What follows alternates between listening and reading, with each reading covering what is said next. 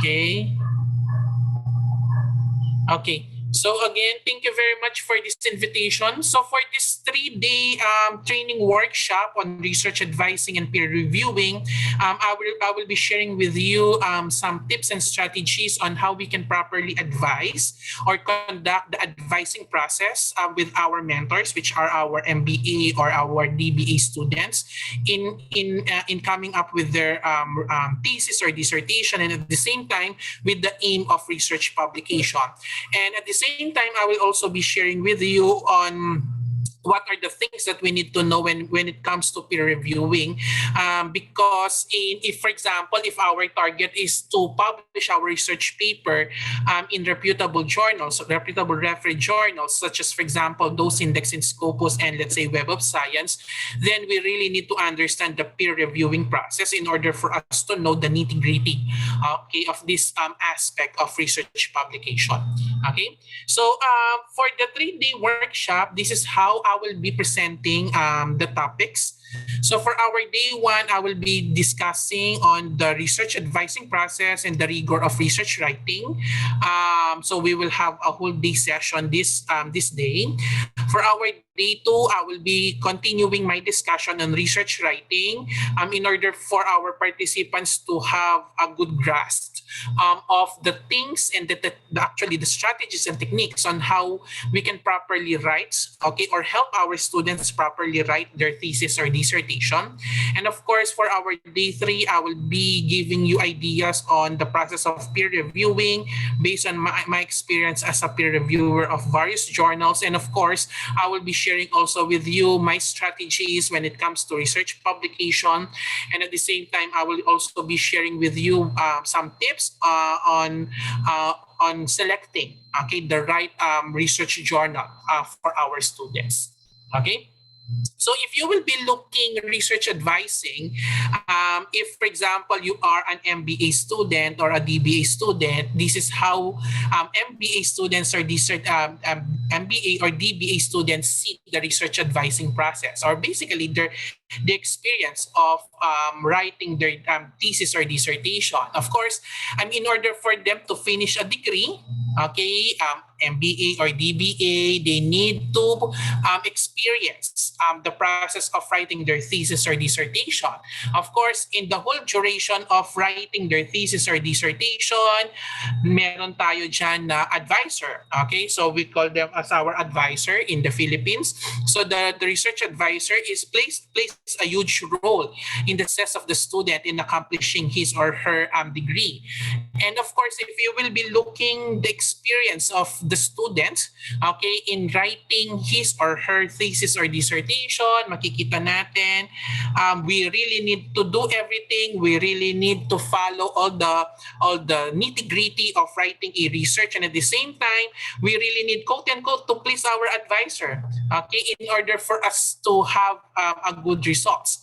As I mentioned, the role of advisor is crucial in the success of the student in accomplishing his or her thesis and dissertation.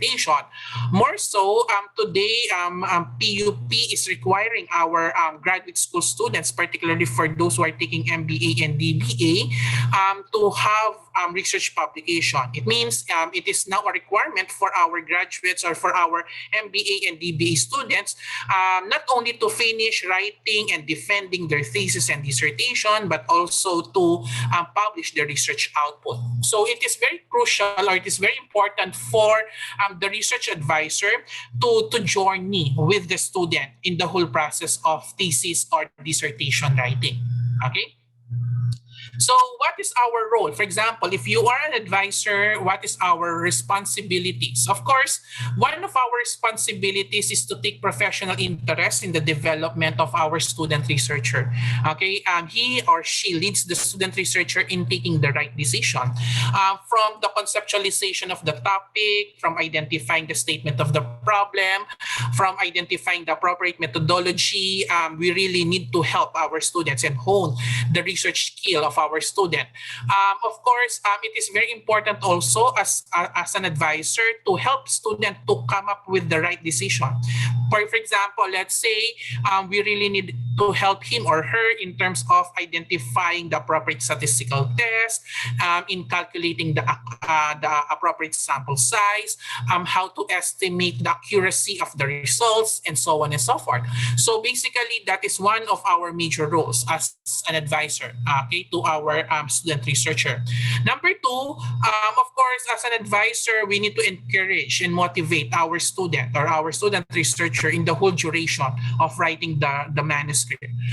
Of course, there will be times that our students will feel some negative behavior, such as, for example, the feeling of burnout, the feeling of being demotivated, having less morale, simply because they feel that they have hard time finishing their manuscript. And as an advisor, one of our role is basically to encourage them and motivate them to finish their manuscript or to finish their thesis or dissertation. Number three, of course, we really need to help our student researchers to grow. Okay. Remember, the terminal requirement for our MBA and DB students are two. One, of course, the thesis or the dissertation, and number two is research publication. But always, we should be reminded that our role is also to cultivate the research interest of our students. It means they must think that research should be part of their daily lives. It means it should not end up to defending their thesis or dissertation. It should not end on research publication. We really need to imbibe and cultivate actually the interest of our students in research. As I always mention, research is very vital in the academe.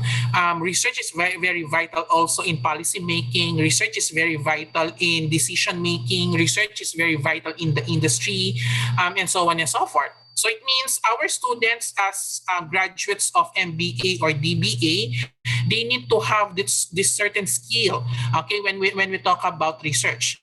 And at the same time, part of our mandate as graduate school professors or advisors for our students is basically help them to be experts, okay, in the respective fields. And part of that expertise should be anchored, okay, on the skill of research. Number four, we need to be models.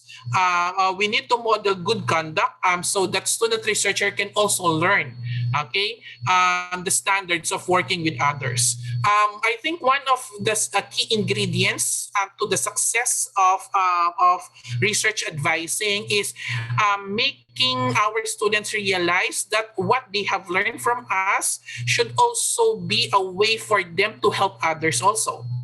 It means, for example, let's say if you are an advisor and, for example, your students really learn from you, the student should also help other student researchers, okay, in finishing their manuscript. Okay, it means there must be a ripple effect. Okay, part of our role is also help them, okay, or making them realize that sharing the knowledge that they gained throughout the process of research advising is a good way for them to grow with others, and at the same time this is also their way of helping others also to finish also their degrees. Okay. And of course, the last role, which I think very important also, our advisor or the advisor should advise student researchers on the rigor of research process and embrace the emerging concepts and perspectives on research. As I mentioned, today our university is requiring our graduate school not only to write MBA thesis and dissertation as the terminal requirement, but also research publication. And if you will be looking the research publication and actually the realm of research, every now and then there are changes, and we really need to be updated with the emerging concepts and perspectives on research. Of course, if you will be reading top tier journals, you will see how other universities are writing the research papers or they're writing a particular research undertaking by reading also, for example, articles from other journals, like for example journals that fall under business administration or or related fields on business, you will see that there are different ways on how students or how researchers in general produce research. And we really need to be updated with these emerging concepts and perspectives. Okay? So what is our role before the research proposal stage? Of course, as what Dean Bongato have mentioned a while ago, there are some changes now in our graduate school. The emphasis is really research writing and at the same time research publication. So typically, the advisor plays an important role in the initial entry of our student in the graduate school kasi nag-a-assign na tayo ngayon ng advisor. And of course, the advisor is very important, particularly in the research proposal stage. Okay?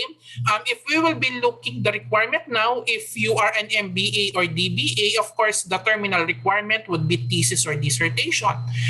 With your thesis and dissertation, today you will be required, or our students are now required to publish their thesis or dissertation, okay, in a particular journal or in top-tier journals. And of course, if, for example, the student is done with his or her thesis or dissertation, he or she needs to format his or her paper into IMRAD because most of the journals are using the IMRAD format. So it means it is also very important for the advisor to also have the knowledge, not only on how to properly write thesis or dissertation, but also the requirements and the rigor of research publication. Okay?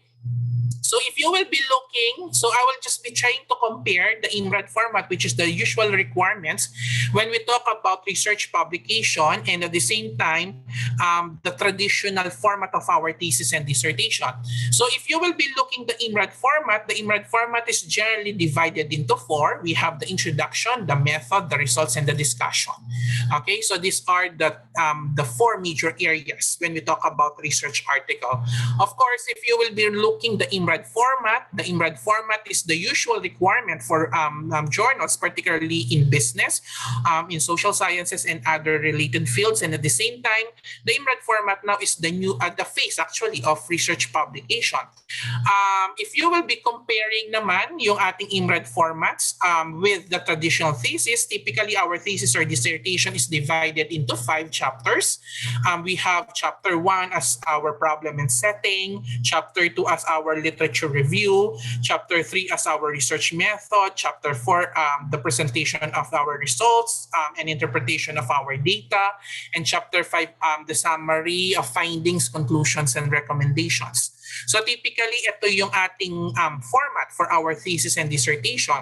And if you will be looking or if we will be comparing the IMRAD format with the traditional thesis format or dissertation format, of course, our thesis or dissertation format is longer in terms of content. Okay? While our IMRAD format is concise in content. In terms of number of words, we will be expecting that the traditional thesis or dissertation format is longer in terms of the number of words, or has higher number of words compared with the IMRAD format. Okay? But if you will be looking the thesis format or the traditional thesis format or dissertation format, it is actually similar with the IMRAD format. Wala naman siya masyadong pagkakaiba. Ang pagkakaiba lang niya is one, in terms of length. Okay, of course, shorter ang IMRAD kasi nga concise, while ang ating traditional thesis is longer because it is divided into chapter. But in terms of the content, the rigor, okay, it is the same. It is basically both part of the research process. So let's try to identify saan ba nagfo-fall yung part ng IMRAD paper with our thesis or dissertation format.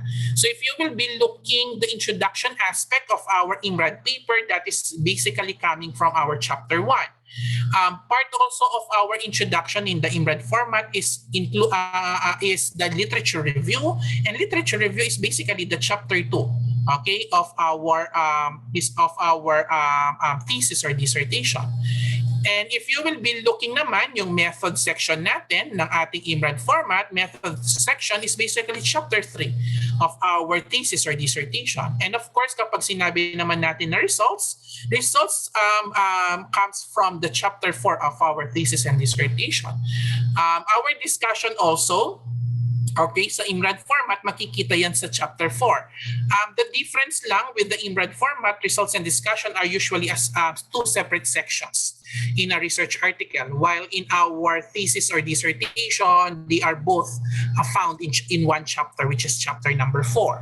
And if you will be looking the IMRAD format, in the part of the discussion, we have the conclusion, and conclusion is basically, or it can be found in our chapter number 5. Okay? So it means as an advisor, we really need to know ano yung format or ano yung requirements ng mga journals, okay, in terms of research publication, so that we also have the idea on how we can transform our the thesis, or how we can help our students in transforming their thesis or dissertation into publishable research outputs. Okay? Now, as an advisor, I think it is very important for us that we really need to be involved in the journey of our students in writing his or her thesis or dissertation. And part of that journey is basically identifying the research topic or research problem.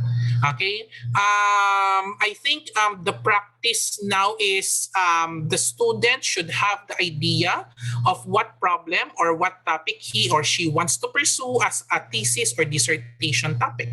Okay? Of course, our students will give us, as an advisor, your advisee will give you his or her initial output in terms of the research problem or research topic. And what is our role as an advisor? Of course, to help the student on how he or she can establish properly the research problem or research topic. But the question here is, how do we really identify the right research problem or right topic for our students? Okay, in most cases, if you will be asking a student kung ano yung gusto niyang topic, of course, the topic that he or she will be pursuing is a topic that is close to his heart. Okay, it means it is a topic maybe that is related to his expertise or field, or maybe it is a topic that is close to his heart because that topic is a topic that is very important in his or her organization or in his or her workplace, for example. Of course, those things are very important, but it is also very important for us as an advisor to help our students to properly formulate and identify the research problem or research topic. Okay, of course, the expertise and the field where our student is currently affiliated or much attuned with should be factored in the identification of the research problem or research topic. But we also need to realize that in identifying the research problem or research topic, we really need to consider also research publication. Okay, it is not enough that we have the idea of what the student wants to pursue as a topic for his thesis or dissertation. We really need to think also now, what are the topics that are quote-unquote required or needed by these reputable journals? What do I mean? If you will be looking research journals now, particularly top-tier journals, they will always be seeking for papers that are novel in nature. When I say novel, something that will really add value in the field. It means if, for example, if you will be doing a study that is very similar with the many studies available now, then you have less contribution in the field. Okay? It means kung ang topic na gusto ng estudyante is very similar sa mga usual topics na nakapublish na, then of course the student will add less value sa field na yon. So it is very important for us to really guide our students, okay, on how to properly select research problem or research topic. And in identifying the research topic or research problem, it is a must for us to identify the research gap. Okay, why the research gap? Of course, you will be wondering bakit kailangan nating i-identify ang research gap.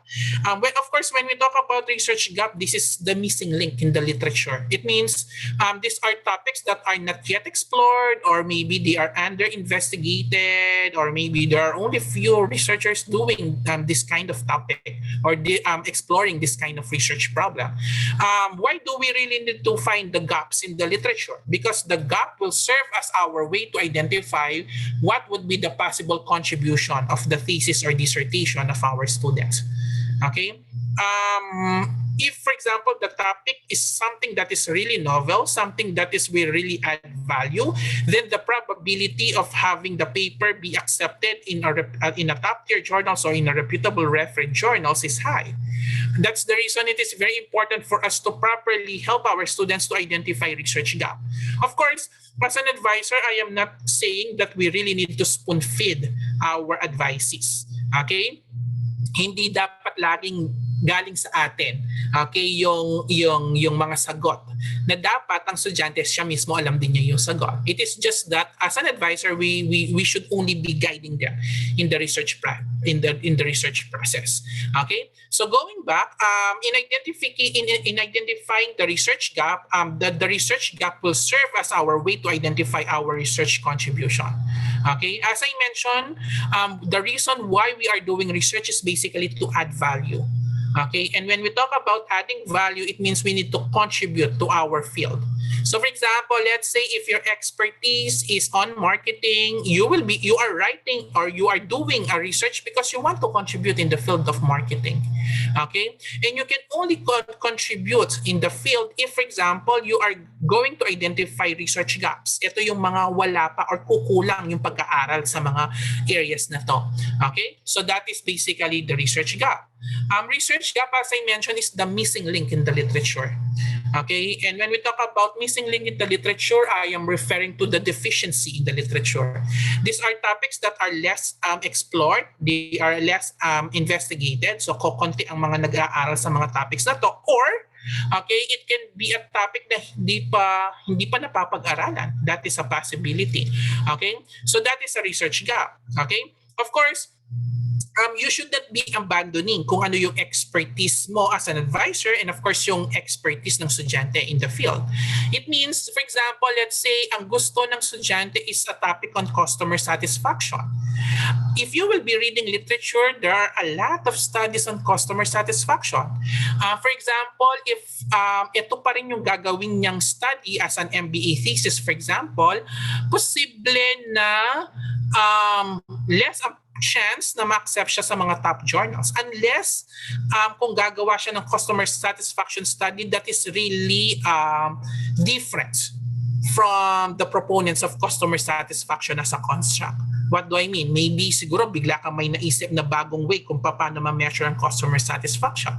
That is quite different from from the measurement of customer satisfaction sa mga published papers.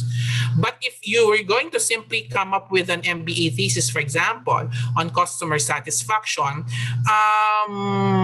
my assessment would be there will be less chance for the paper to be accepted for publication sa mga top journals. And on third day, I will be discussing more on that. Okay? So that is research gap. Of course, when we talk about research gap, it is the difference of what we know and what we need to know. Okay, it means we need to examine we need to answer the question what is examined so far in the current literature. And of course, try to identify what is not examined or studied yet. Okay, so that is basically the research gap. So here, we really need to identify first what we know. So paano natin malalaman yung quote-unquote what we know? It is through reading the literature. It means you need to go to the database, try to read recent publication on your interest, topic of interest, and try to identify now what we need to know. Ano pa yung hindi napapag-aralan? So that is basically what we call the research gap. Okay? Our research gap is the reason why we are conducting a particular research study. Okay, so kailangan natin ma-realize that by identifying the research gap, we will be able to properly identify the direction of our study, because research gap is the reason why we are conducting our study. Number two, the research gap serves as a force that makes the research different from the others. This has something to do with novelty. Okay, as I mentioned, in identifying the research gap, we will be able to identify the research contribution, and that contribution is something that will differentiate your study from the others. Okay, and of course, number three, It is our basis in formulating our research hypothesis or research questions. Okay, that's the reason typically in the initial phase ng research advising, personally, ang una ko tinatanong, what is the interest of the student? Anong gusto niyang pag-aralan? Then I try to help her in terms of identifying the research gap. And once na na-identify na namin yung research gap, typically that would be the time that I will help her in establishing the statement of the problem and the research hypothesis. Okay, because if, for example, the student has a clear idea of what problems he or she wants to answer, or what hypothesis he or she wants to test, then it is much easier for him or for her to provide direction in his or her thesis or dissertation. Okay? Your research gap. So, paano natin pinipresent ang research gap sa paper? Of course, the research gap, in identifying the research gap, we need to present what we know from the present literature or from prior studies. It means you really need to present first ano muna yung mga current literature about your topic. Number two, you need to mention what is missing. Ano yung kulang? Ano yung gap sa literature? Then, once you identify what the missing link in the literature, then you need to answer the question, why is it important to address the gap? It's very important. Every time I read thesis or dissertation, I always ask students on why is there a need, okay, to address the gap.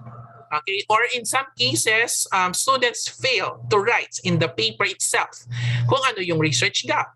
Okay, ang laging ginagawa, diretso sasabihin yung purpose. But you need to have a basis bakit ka nag-come up ng research aim or yung objective ng study mo. Of course, the objective should be anchored on the research gap.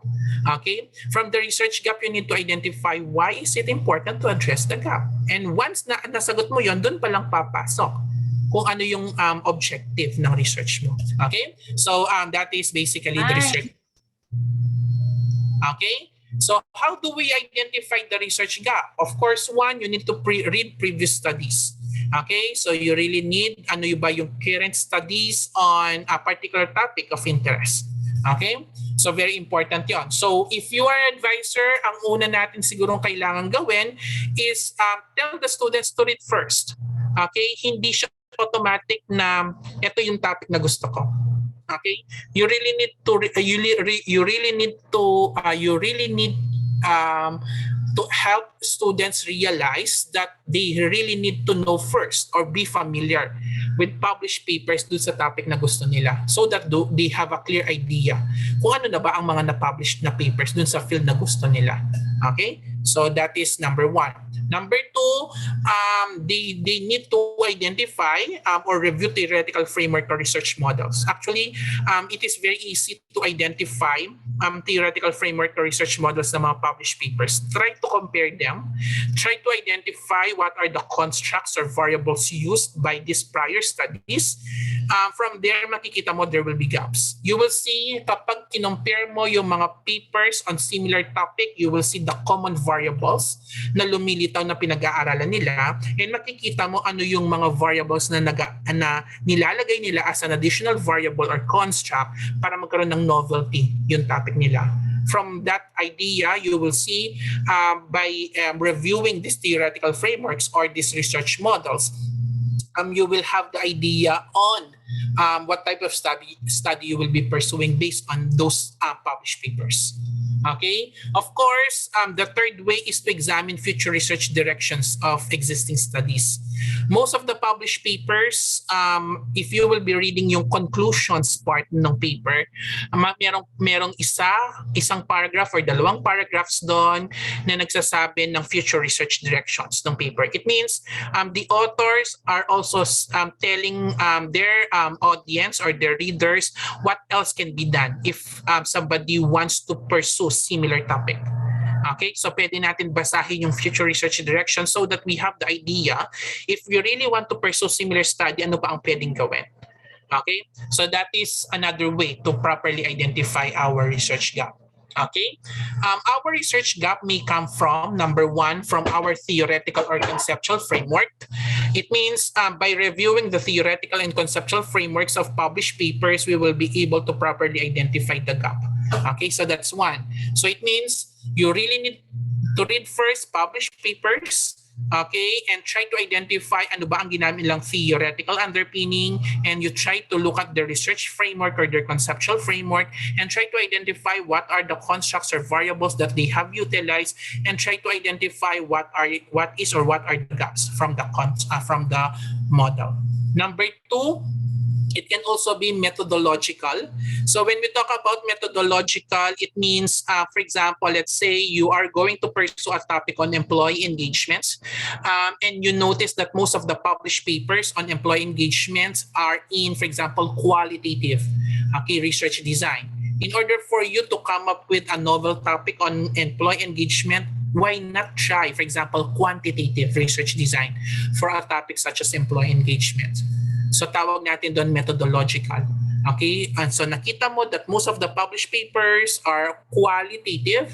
So in order for you to address the gap na sobrang dami ng qualitative, gawa ka ngayon ng study on quantitative. Okay, so that is what we call methodological research gap. And number three, this is the ECS. This is contextual. It means, for example, if you want to pursue a study on employee engagement and you notice that most of the studies or published papers on employee engagement are in the context of US or countries in the West, so pwede mo sabihin as justification for your research gap, since there are few or there are no literature or no related studies that are based in the Philippines, then that can be a contextual gap. Okay, it means you are identifying now the gap based on context. Of course, contextual gap is the easiest to justify. But if, for example, if our student is a DBA student, they need to go beyond contextual. So hindi pwede ang reason lagi nila bakit nila ginagawa yung study is kasi wala pang nagagawa sa Pilipinas na ganito. Okay, that is kasi contextual. For DBA student, I think they need to master also identifying research gap based on methodological and or theoretical or conceptual framework. Okay, so these are the three possible ways on how we can identify our research gap. Okay, so what are the common mistakes when we talk about identifying the research gap? Number one, if you fail to read extensive literature. Okay, if our advisee failed to read extensive literature, we will be expecting that posibleng hindi nila ma-identify ng tama ang kanilang research gap. Okay?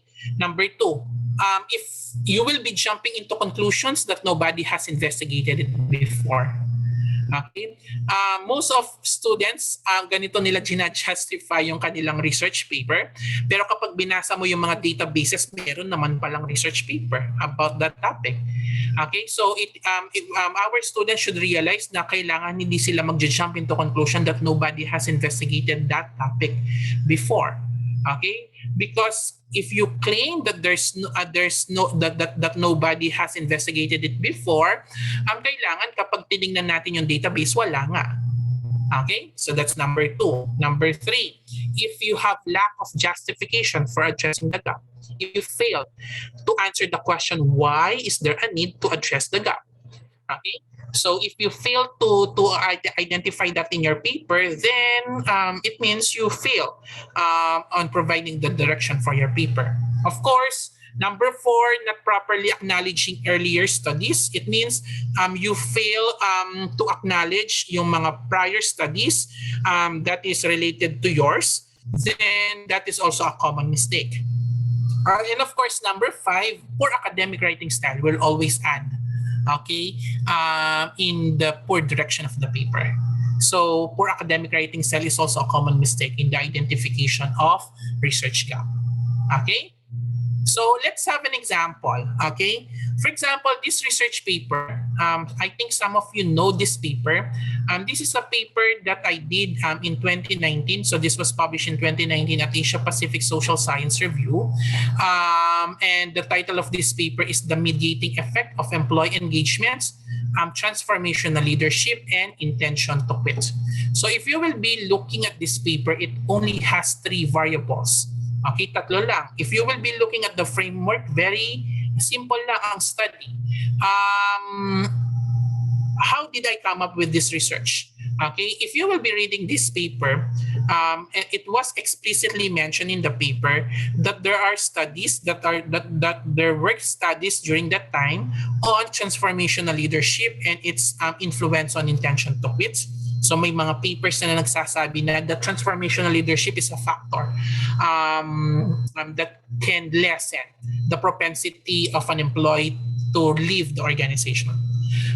If you will be looking prior studies also, most of the prior studies will tell you that transformational leadership is an antecedent of employee engagement. It means if our leaders in the organizations are transformational, then there's a high chance that our employees will be highly engaged in the workplace.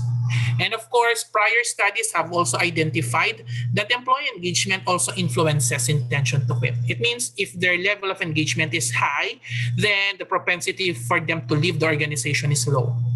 So you will see here, may mga studies na on these three possible relationships. Okay? So if you will be looking at it, wala nang gap kasi nga napag-aralan na pala yan. So what I did was I tried to investigate or I tried to identify from the literature if employee engagement has been utilized as a mediating variable or as a mediator. Okay, so I tried to identify whether employee engagement, meron bang literature na nagsasabi na employee engagement was utilized as a mediator. And based on my analysis during that time, I noticed there are few. I think there are only two during that time that utilize employee engagement as a mediator on the relationship of transformational leadership and intention to quit. Okay? So since there is under investigation or less examination on the mediating effect of employee engagement, that's the gap that I identified in this study. So I mentioned that there are few studies on the mediating effect of employee engagement, and I identified some sources. Okay, yung dalawa, I think there were only two during that time. Okay, on the mediating effect of employee engagement. So what I did is that is the gap that I presented in my research paper. Okay, and of course that research gap was the reason why this paper was written. Okay, so that is one of the ways on how we can properly identify our research gap. Okay. Number two, I want to share also another paper which was published at Antecedents Journal of Social Sciences of Antecedents University. This paper was published in actually December, I think 2020, last year. And this paper examines intention to quit, transformational leadership, employee engagements, and I only add additional variable, which is grit. If you will be looking at this paper is based also from my previous published paper in 2019, the one that was published at Asia Pacific Social Science Review. And if you will be looking at the framework, okay, of that study, okay, ito yung framework nitong paper na to, this one that was published in 2019. And if you will be comparing it with this one, it is similar. Okay, actually the framework is like this. Okay, so the framework of this paper from that was published in Conceptual Journal of Social Sciences, very similar with what I did in 2019. Okay, so parehong-pareho sila. Okay, but you will see I added additional variable or construct, which is the construct on grit. Okay, bakit ko nilagyan ng grit? Because I noticed from published papers that grit is less utilized, okay, when it comes to its impact on intention to quit. Okay, so nakita ko from prior studies din, nakukunti ang mga pag-aaral kung ano yung impact ng grit on intention to quit ng mga empleyado. So I did a similar study with different respondents this time, pero ang model almost similar with my previous study. Okay, and if you will be looking at this paper, you will see the addition of grits in the model is a research gap. Okay, so you will see here, similar ito from my previous study, pero since nag-add ako ng additional variable, na-identify ko yung gap.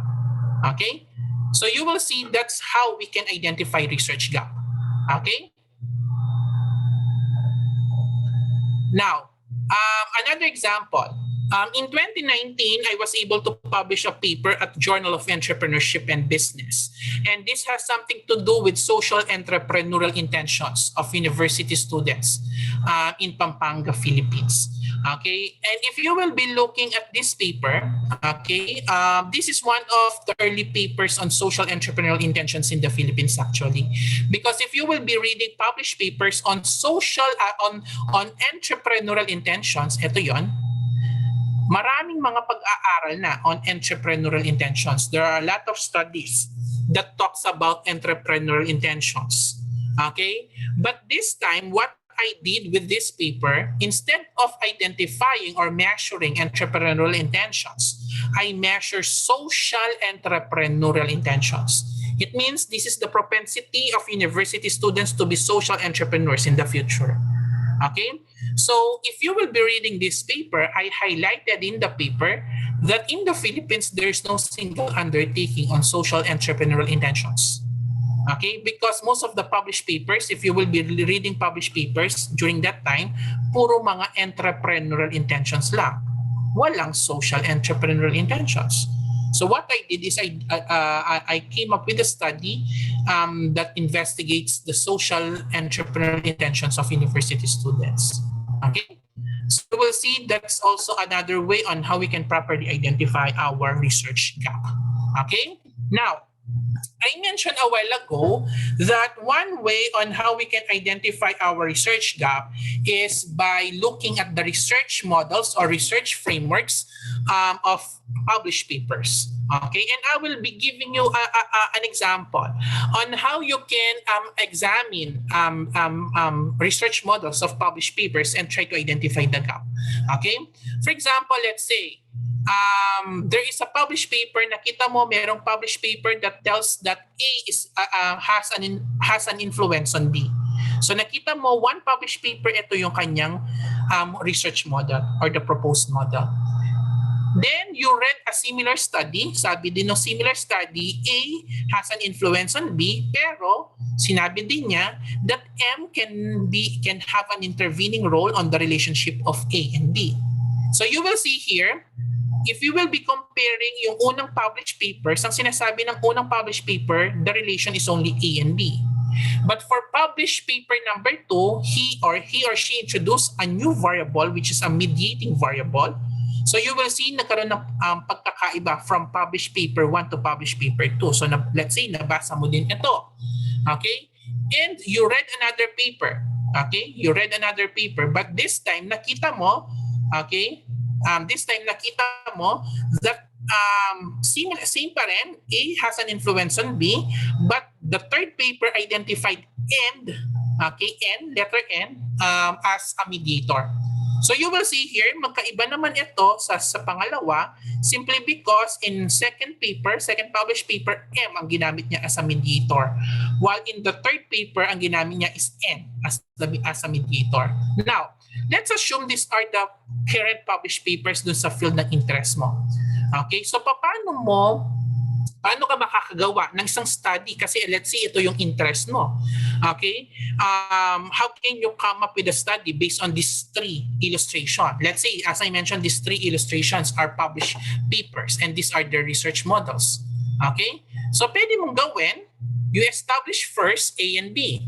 So sabihin mo sa paper mo na gusto mong pag-aralan yung A and B. Then, try to get or incorporate anong yung ginamit ng second paper. So dito sa second paper, gumamit sila ng mediator na M. So try to incorporate it in the paper. So you will see kung ito yung paper mo na gagawin mo, hindi siya pwede. Bakit? Kasi similar na siya dito. Okay, wala nang masyadong novelty. So anong gagawin mo? Try to incorporate naman itong number 3. So pwede mong ilagay na, this one, kailangan, nakalimutan kong i-change. This should be letter N. Okay? So if you will be looking at this one now, if you will be incorporating N now as a mediator, you will see in your proposed model now, you have 2 mediators coming from the inspiration yan from published paper 2 and 3. Pero ang based relationship galing kay paper 1. So you will see here, na-identify mo properly yung gap by simply examining the research models. Okay? Now, if I will be asking you, kapareho ba siya nito? Yung first, if you will be looking at it by simply looking at the model, magkaiba na siya. Okay? If you will be comparing ngayon itong kulay, itong bagong proposed model dito sa pangalawang paper, magkapareho ba sila? Hindi. Kasi gumamit ka ng dalawang mediator samantalang siya isa lang.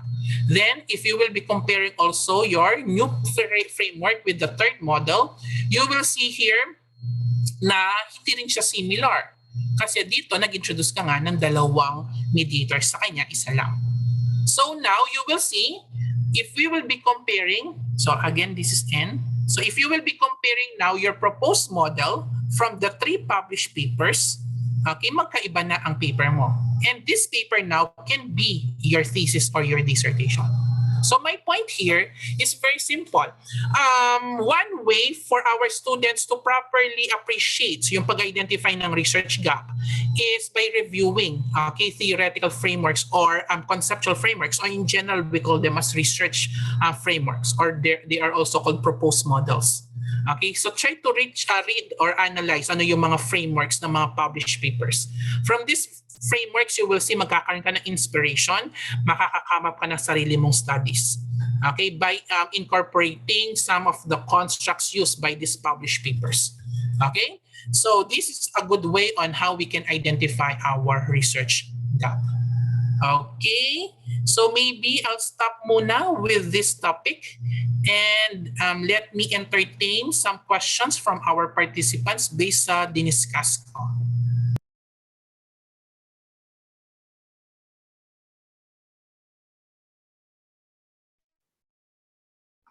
Hi, Doc Jean. I think we have no further questions pa, but we can suggest na we can have a healthy break. Okay, sige ma'am. So maybe we can have few-minute break before I'll proceed with the next part of my presentation. Yes. Opo, para medyo ma-rest yung okay,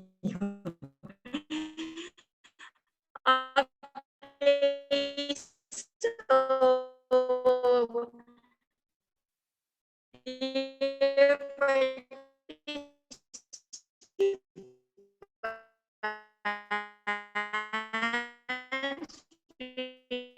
we can take our 10-minute break, coffee break.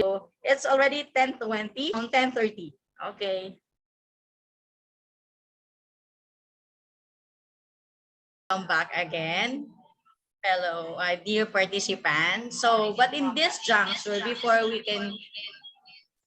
give the virtual floor to our speaker, let us just first acknowledge the question of Dr. Cindy Suliman.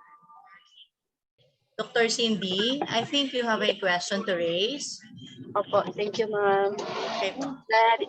Naririnig po ako? Yes, ma'am. Loud and clear po. Opo, regarding lang muna po sa research gap, Dr. Lakap, napapansin ko kasi sa mga nagsasubmit ng proposal, no? Not only for MBA, but for BBA. But mostly, of course, MBA. Once a particular title was approved, sunod-sunod na yan. Parang fill in the blanks. Kapalitan lang nila yung lokal, no? And I also observed that with some researchers, not only sa students, no? Yung parang fill in the blanks na lang yung mga nakikita natin na publish na research na hindi na siya research and development. Instead of doing research and innovation, research hanggang ma-publish, and then after that, wala na. Another question is, parang when we say research utilization, hanggang citation po ba? Pag na-cite, maraming citations, yun na po ba yung research utilization? Kasi in business perspective, no, kung talagang lalabas ka sa corporate world, napakadaming topics, no, of interest sa research. Pero ang napapansin ko, there is a gap, not only in research gap, but But in coming up with a research na talagang relevant to the needs of the industry, ang nagiging focus ng mga researchers, not only the students, but the academicians, is visiting the existing researches, published researches, and then doing some sort of fill in the blanks sa title pa lang. Pero kung titingnan mo naman, pare-pareho na lang, Doc. Pag sinabing business administration has something to do with not only contributing to the body of knowledge, and at the same time could improve processes, something na innovative, something na makakatulong talaga, relevant to the needs of the industry. Yun yung observation ko, Doc, eh. And very limited yung naiisip ng mga topics. Like for example, in finance, naku po, walang kamatayang working capital management. hindi ko na po ina-approve yan, Doc, sa proposal. That unless they could determine the specific predictor or moderating variables na talagang makakatulong, no, to predict, not only to describe a phenomenon. Yung mga ganun, Doc, observation, that's my personal observation. Parang kung ano na lang yung commonly published or mga napapublished, ang nangyayari, fill in the blanks, kinukuha na lang nila doon yung title, tapos makikita mo halos pare-pareho. And sa personal observation ko, no longer relevant to the needs of the industry. Business administration po kasi tayo, eh. Doc?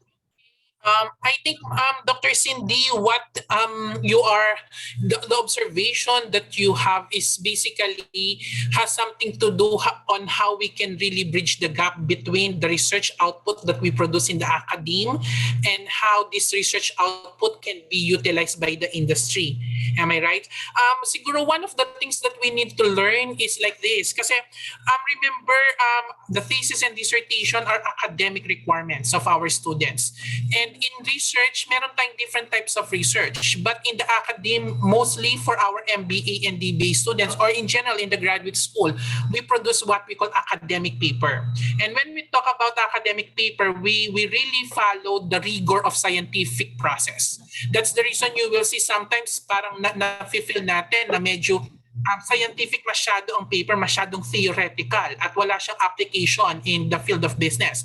But remember, this paper should be utilized for policy making. Ito naman yung sinasabi natin, how we can use the research output of our students for the improvement of certain policies or certain improvement of a particular process in the realm of the industry. Typically, talaga ma-observe natin na ang mga research papers natin, kasi academic yung mga yan, that at the surface value, makikita natin, feeling natin wala siyang contribution. But in reality, meron mga contribution yan. Dito pumapasok yung paano ba ginagamit ng academe in general, yung mga research output. I'm going to give you a typical example. In 2019, I did a study on food tourism in Angeles City, and scientific ang paper na ginamit ko. I utilized different variables on the gastronomy of Angeles City, and I measured everything quantitatively. Okay, and if, for example, if I will be giving my research output sa tourism office ng Angeles City, because our school is located in Angeles City and our school's mandate is basically help the tourism industry of Angeles City, hindi nila talaga maintindihan lahat ng mga numbers na pinaglalagay ko doon. Okay, but in order for us to bridge the gap at ma-appreciate nila yung academic research namin, we really asked the tourism office to give us the opportunity to present the outputs and try to help them on how they can craft properly their strategies when we talk about food tourism of Angeles City. Okay? I think yun yung kailangan natin din na magkaroon tayo ng practice. For example, in TUP, maybe we can have a proper venue on how we can identify yung mga business partners natin or mga industry partners natin and try to help them okay, or try to present our research output. Kasi yung academic paper natin will be an aid for them in terms of improving their processes and so on and so forth. Of course, as I mentioned, our academic paper are basically scholarly in nature. Okay, kasi nga gumagamit tayo na scientific method yan. And kung quantitative yan at puro mga statistics ang gagamitin, expect that our academic paper will include some certain forms of jargons that the business industry might not fully understand these jargons. But if we will be having a venue on how we can present the output and try to identify what are the managerial implications of these academic research papers, then we can bridge the gap on the contribution of the research or the academic paper of higher education to the industry. Kailangan kasi hindi natatapos yung ating research output doon sa pag-publish lang. Kailangan din na disseminate din natin yan sa industry. Citations is an important indicator of quality, but that is still academic kasi usually sino ba ang nagsasite sa atin? Kapwa natin mga researchers from different HEIs. So it is also, I think, a must for higher education to bridge the gap by looking into a venue or maybe an event where we can simply present our research output to the industry partners. I think yun yung pinakamagandang way natin para ma-measure din natin kung ang research ba natin is really na-apply sa needs ng ating industry. Okay, so dapat ganun natin siyang tignan. Kaya if you will be looking at it, there are some institutions ang ginagawa nila. Once na natapos na yung paper, na-publish yung paper sinusulat nila in a much simpler term. So gagawa sila ng isang what they call this one, a printed material, just identifying ano yung mga managerial implications ng mga business papers na to para magamit ng mga nasa business industry yung mga outputs na nakuha nila from academic paper. So through that, nabibridge natin yung gap na hindi natatapos yung mga research output ng mga estudyante natin, whether they are thesis or dissertation, dun sa pag-submit nila ng manuscripts sa PUP, for example. So we can have a venue on how we can deliver and at the same time a venue where we can explain to them that this is the finding and explain to them in a managerial way, okay? Para ma-appreciate nila yung mga outputs natin. So from there, nag-bridge natin yung gap. Yeah, thank you for that, Doc. Just to share, ang daming MBA finance students submitting personal finance na topic. No, I'm not saying that is not important, but ang hinahanap natin is where is the master in business administration, financial management here? Kung ang topic mo is more on personal finance, and kung titingnan natin ng mga research ng undergrad, talaga po, Doc, real talk, mas magaganda pa. Magugulat ako sa mga graduate school students. I don't know kung tinatamad lang silang mag-isip, nabalitaan lang nila that this topic has been approved, and then gagamitin na yung ganon, and then fill in the blanks na, and this is the real situation. In my experience, in conducting a research with industry partners, gawa natin, especially if the practitioners ay hindi naman familiar sa scholarly works, okay lang po yun.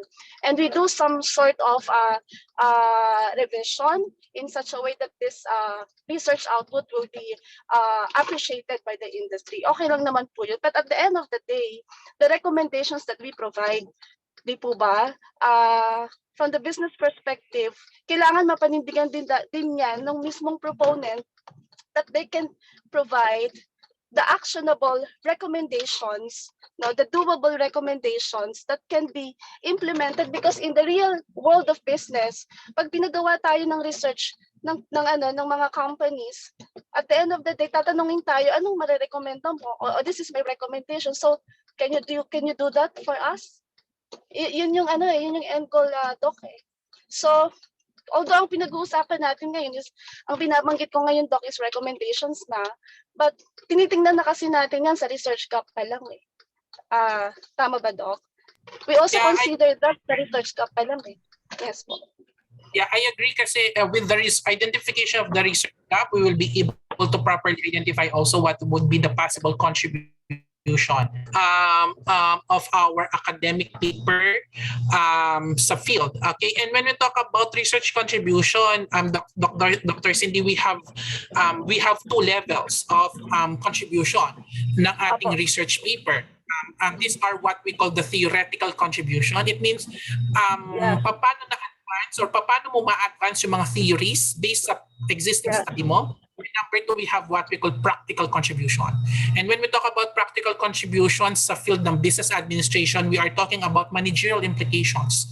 Ano ang makukuha ng mga nasa industry from your research output. So I think very important, I think since itong topic natin is on research advising, ito yung very critical din sa mga natin, sa ating sa atin bilang magiging advisor na we really need to properly guide the student on how to identify topic, and at the same time try to guide them also on how they can at least identify what would be the possible contribution of the research, okay, in the body of knowledge. So as I mentioned, that contribution should be at the theoretical level and at the same time at the practical level.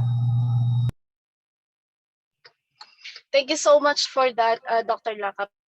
Alam niyo, sobrang laki ng tulong niyo sa CBAGS. Not only in CBAGS but in PUP. But I believe different schools and colleges, and we really appreciate that. Pasensya na po ha kung I'm so open sa pagbigay ng comments or ng questions. Anyway, tayo lang naman dito, and we always look for improvement naman po talaga. So I raise my questions kasi in the afternoon session I may not be participating na because of the eye. So thank you so much, Dr. Laka. Thank you, ma'am, please. Thank you. All right, thank you then, Doc. Another insight from Professor Keres, parang additional insight, Doc, on what you have said. As to my understanding, utilization is kapag yung research mo is being used or adopted by certain companies as a reference or a benchmark in drafting or revising their existing, say, policies and procedures. Tama po ba ito? Actually, that is correct. Ito yung sinasabi natin, the contribution of an academic paper in policy making. Kasi if you're going to look at, magbigay na lang tayo ng example. Di ba, if you still remember few years back, a lawmaker mentioned bakit sobrang parang hayok na hayok kayo sa research. Right? Parang something like that. I can't remember anymore yung exact words niya. But the idea there is basically we are conducting research. It is because of policy making. I always tell everyone, research is very important before we will be doing a policy, whether it is a social policy, a business policy, or whatever policy. Same is true, for example, if let's say ngayon we are on pandemic, in order for us to really curb this COVID-19 virus, we really need to have substantial research first before we come up with new guidelines kung magla-lockdown ba tayo, magfe-face mask ba tayo, magfe-face shield ba tayo. Kailangan supported yan ng evidence. And those evidence will come from research. So research now will be our springboard in order for us to come up with sound policies. Yes, definitely, Doc. I really agree on that because I think research is the backbone of the society. Diba? Without research, there would be no further innovations, no further and effective policy making or strategies. Okay, and I think Professor Keres has a question. Sir, is it always that we need to address the research gap? My answer is yes. As I mentioned, we really need to come or a problem that is quite novel, something that we really add value, and we can only identify properly whether we are really contributing a lot or we are really adding value in the field by looking at the gap. As I mentioned kasi, kung hindi kasi natin ma-address yung gap, ibig sabihin, posible na yung study na ginagawa natin, katulad lang yan ng mga maraming studies na nagawa na. Okay, that's the reason it is very important for us to really identify the gap. As I always tell, actually, even in my research class, I always tell my students, the first thing that you need to do is not to think of a topic, but to read first literature. Because by reading the literature, you will be able to identify what would be the gaps in the literature. At yun yung paghuhugutan nyo ng topic and research problem. Right. Thank you very much for that very brilliant answer, Doc Lahab.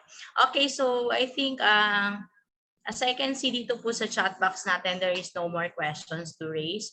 But after I think the continuation of the talk of our sim speaker, you can opt to unmute your microphone so that you can directly address your question, or you can use the chat box. Okay, so I may now give the virtual floor to our speaker, Doc Lahab. Okay, let me share my PowerPoint presentation again. Okay, nakikita na ang aking slide? Not yet pa po, Doc. Okay. Not yet pa po. Kindly, ma'am, ayan, yan. Okay, sige, okay na. How about this time? Yes, Doc. We can see it now. Okay, thank you, Prof. Again, as I mentioned, the identification of research gap, one of the ways is basically by reviewing or examining the research frameworks or research models of published papers and try to identify what is the gap from these published papers in terms of the research frameworks or the research models. So this is simply a simple illustration lang on how you can take advantage of reviewing or examining prior studies frameworks and try to adapt them as yours. Okay, so this is a good way for us to identify the research gap. Number two, I want to emphasize also ano yung mga importanteng details na kailangan natin tignan as advisor to our MBA or DBA students in terms of writing the research proposal. I think in the research proposal stage, ito yung mga very important aspects that we really need to examine. Number one, the introduction of the research proposal, which is I think this is actually the chapter 1. Then research framework, and number 3 is review of related studies. So sorry na ano ko siya. Let me correct lang to, related studies. Right.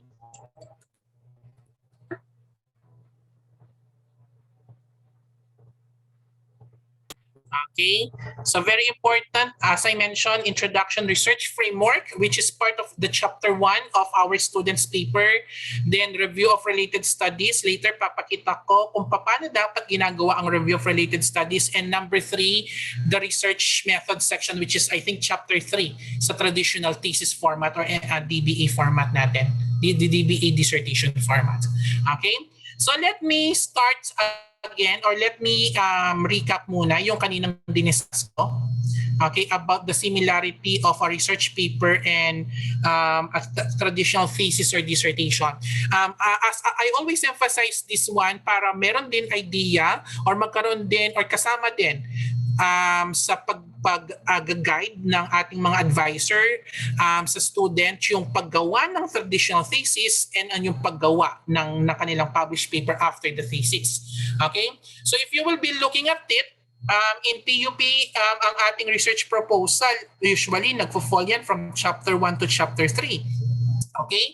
And sa INRAD format, ito yung introduction and method sections. So itong tatlong ito from the traditional format natin with our thesis or dissertation, then itong tatlong aspect na to or these 3 chapters will constitute as the introduction and method section of our published paper. I want to emphasize this one because as I mentioned, once the student finish the entire thesis or dissertation, di ba ang next na gagawin niya, kailangan niyang gumawa ng isang or i-format ang kanyang paper into publishable paper. Okay? So kailangan alam din natin anong section natin makukuha or panghuhugutan yon in terms of our publishable paper. Okay? I will be discussing yung paggawa ng introduction. Of course, the introduction section of the paper should lead the readers from a general subject area to specific topic of inquiry. As I always say, the introduction should be like an inverted triangle. Okay, you start with general, you end it with specifics. Okay, the introduction should serve as a mental roadmap. And when I say mental roadmap, it is your introduction should give or should provide the reader a clear direction of what is the real purpose of your study. Okay, ibig sabihin kapag binasa ko yung introduction ng estudyante natin, ibig sabihin kailangan clear na sa akin ano ba ang gustong marating or ano ba yung purpose ng paper, bakit gusto nilang gawin yon. Okay, so that is the introduction. Okay? So in your introduction, magbigay tayo ng typical example lang. This is a paper. This is my student in another university. Gawin natin siyang example. She's taking MBA in one university in Pampanga, and I am the advisor of these students. And her paper has something to do with the effects of environmental sustainability awareness and altruism on green purchase intention and brand evangelism. Okay, so if you will be looking her paper has something to do with environmental sustainability. It has something to do with green purchase intention. It has something to do with brand evangelism. And we factor in the behavior altruism, okay, in the model. Okay, so assuming this is your topic, okay, let's assume this is the topic of our students. So paano natin i-construct, paano natin matutulungan ang estudyante natin in terms of writing the introduction? In writing the introduction, as I mentioned, you need to think your introduction as an inverted triangle. You start with general concepts first, you end it with specifics. Okay, so if this is the title, okay, and this is the topic that she will be pursuing, ano ang mga magiging initial paragraphs niya? So most probably in the initial paragraphs, ang first paragraph, bigyan mo muna ng overview or a general concept ang ating mga reader. So maybe in your first paragraph, you try to come up first with write up on environmental degradation, or maybe you can include issues and concerns about environmental destruction because your topic has something to do with environmental sustainability. Okay? So here you will see, okay, ang unang ginawa natin in the initial paragraph, you give first general concepts. Okay? So bigyan mo muna yung reader mo ng topic on general environmental degradation, some issues and concerns on environmental destruction. So that would be maybe your initial paragraph. Your second paragraph, dito mo introduce yung environmental sustainability. Then introduce the role of people and the environment. Okay, the interaction of people and the environment. And you can add, so medyo maging specific ka ng konti, anong sinasabi, for example, yung ng mga UN SDGs natin in terms of environmental sustainability. Okay? So you will see here from the first paragraph na general, so medyo naging specific na siya ng konti because we are talking now about here environmental sustainability, people and environment, and the importance of UN SDGs when we talk about environmental sustainability. Okay? Then in our next paragraph, maybe this is the time that you will be introduced some of your variables.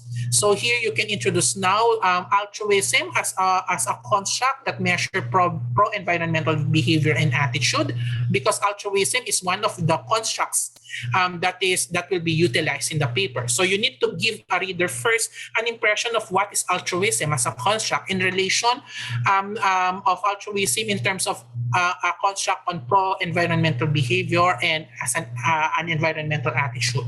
Okay? Then, in your succeeding paragraph, maybe you can introduce now your other variables such as green purchase intention and its relation to brand evangelism. Then, you end your introduction by identifying the gap. Okay, in your research gap, you should have a solid explanation, or not really long explanation, but a concise explanation of the gap and the reason why you need to address the gap. Okay, so if you will be looking at this example, if this is the topic of the students, this will be a good introduction. So you start with general concepts first, then you end, your introduction with specifics. Okay? Usually, for the specifics, dito papasok yung specific purpose ng study. Ano ba ang gusto mong maating? Okay? And you can only identify that if you will be able to properly identify the research gap. So you will see here, before sumulat yung estudyante, kailangan clear sa kanya kung ano yung gap na gusto niyang ma-address para ma-identify niyan properly kung ano yung magiging purpose ng study niya. Okay? So this is an example lang on how we can outline yung possible introduction ng isang estudyante natin sa kanyang research proposal. Okay, for example, ito ay copy-paste lang. Ito yung actual paper ng estudyante ko. Okay, so copy-paste lang ito with her permission. If you will be looking the first paragraph na ginawa ng estudyante based on this topic, if you will be reading this paragraph, the first paragraph has something to do with environmental degradation and the different issues and concerns about environmental destruction. Okay? So very, very important, very clear sa kanyang first paragraph na binigyan niya muna ang reader niya on the general overview about environmental degradation since the topic has something to do with environmental sustainability. Then she have a quick sentence or a quick statements, quote unquote quick statements on the different issues and concerns about environmental destruction. So the first paragraph now will give the readers an impression of what the topic will be. Okay, so that's the first paragraph. If you will be reading the second paragraph naman, the second paragraph, she introduced environmental sustainability as a component of IR 4.0. Okay, then she mentioned about SDG, particularly on SDG on responsible consumption and production. Okay, then she mentioned about people and the environment, the interdependence of people and environment. So in the second paragraph, medyo naging specific na siya ng konti. From environmental degradation, nagkaroon siya ng specifics such as environmental sustainability, SDG, and the interdependence of people and the environment. Then in the third paragraph, she discussed altruism as a pro-environmental variable and attitude. This will give the reader na ito na ini-introduce na niya yung mga variables niya. Okay? So she introduced altruism as one of the variables in the study. Then in the last paragraph, she mentioned about green purchase intention and also brand evangelism because these are the other variables na meron ang study niya. Then if you will be reading this paragraph, this is also the part where she introduced the research gap. If you will be looking at it, as I mentioned, in introducing your research gap, the first thing that you need to mention is what are the current studies or what are the present studies related to your topic. So if you will be reading these initial statements here or these statements here, all these statements talk about recent studies on green purchase intention and green brand evangelism.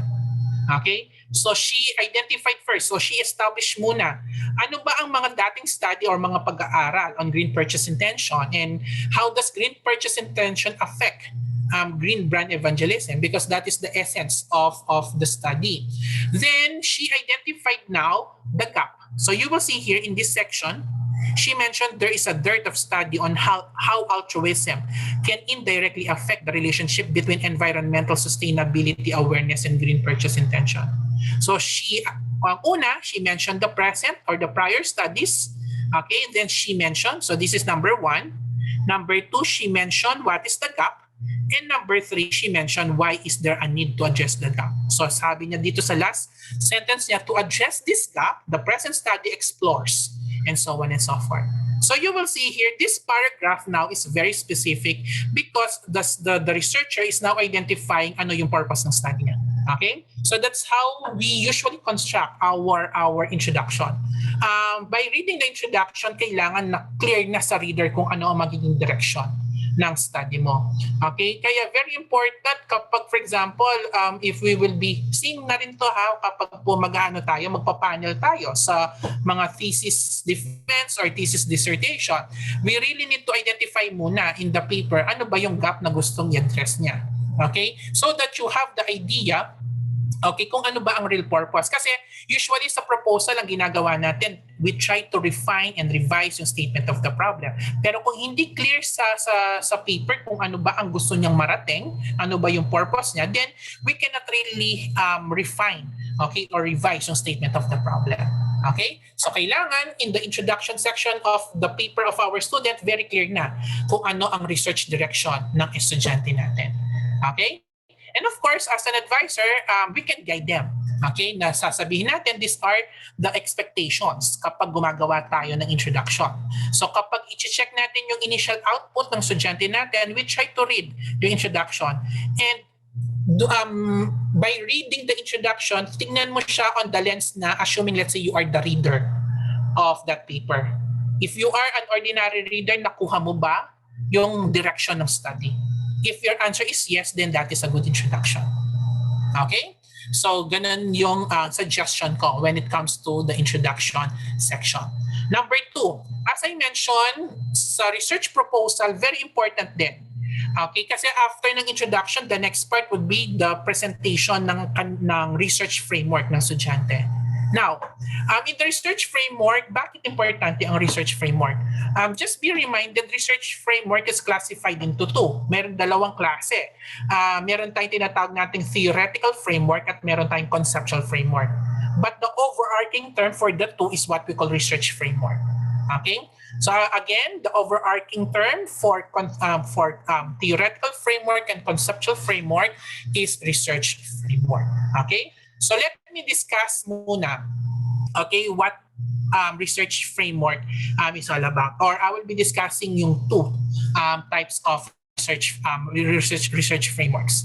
Let me start with theoretical framework or theoretical underpinning. Some students, they neglect this part. They simply identify the theoretical framework or theoretical underpinning without any discussion how they will be utilizing the framework in their study. Okay?